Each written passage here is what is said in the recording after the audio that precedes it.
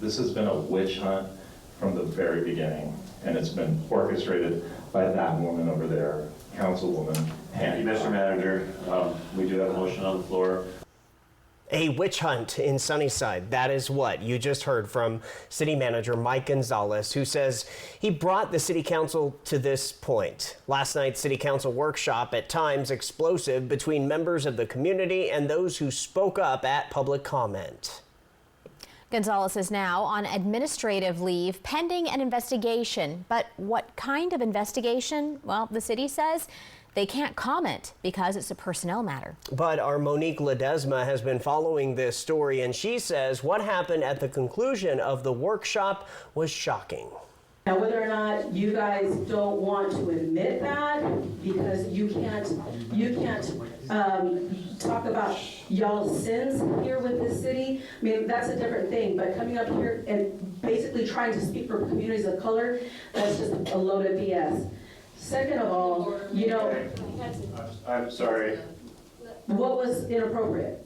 No. So again, because we're wanting here, the talk about our communities. And so, yeah, point of order to the community that is interrupted. Ms. Fernandez, please. We'll stop the timer for you for just a second here. Let me reread slanderous remarks. Anybody making impertinent or slanderous remarks or who shall become boisterous while addressing the council may be requested to leave. People are objecting, Adam, to your comments. Oh, I would ask that you object to racism. Monday night's Sunnyside City Workshop meeting, tensions running high. This comes as a feud between City Manager Mike Gonzalez and Councilwoman Teresa Hancock now fully in the public eye. The trouble has been brewing for months, and recent came to a boiling point after information from a closed-door meeting involving Gonzalez, HR Manager Irving Brown, and other city staff was leaked to Councilwoman Hancock. Taken out in the backyard and shot in the head like a pig. This prompted Hancock to file a complaint against Brown, whom she says she was told by Sunnyside's deputy city clerk, who was in the meeting at the time, said it. Brown tells Apple Valley News Now it just isn't true. Multiple sources tell us the deputy city clerk was fired a short time later by Gonzalez. When we called the city looking to speak with her, we were told she no longer works for the city, a job she had held just 2 months. Gonzalez says Hancock has been at him from the very beginning, requesting dozens of public records, demanding things during city council meetings, even harassing him on his use of city equipment. When I walked through these doors of City Hall, I inherited a broken city, an organization where far too many people simply weren't qualified to do their job. The budget was in disarray, morale was low, and trust between the city and its people were fractured. So yes, I cleaned house. I rolled up my sleeves, examined every line of the budget, and began rebuilding a team that this council and this community can be proud of. And again, are we here to run good people out of our city? At Monday's city council meeting, Hancock tells us she appeared virtually as Brown filed a restraining order against her. She didn't stay out of the chambers long, returning after the executive session just as the mayor made an announcement. There is a motion by council, by myself, to place the city manager on 30-day paid administrative leave effective immediately. Hancock, as the news was read, giving a smile and a wink to members of the public. Gonzalez was left reeling over the news. May I ask why, Mayor?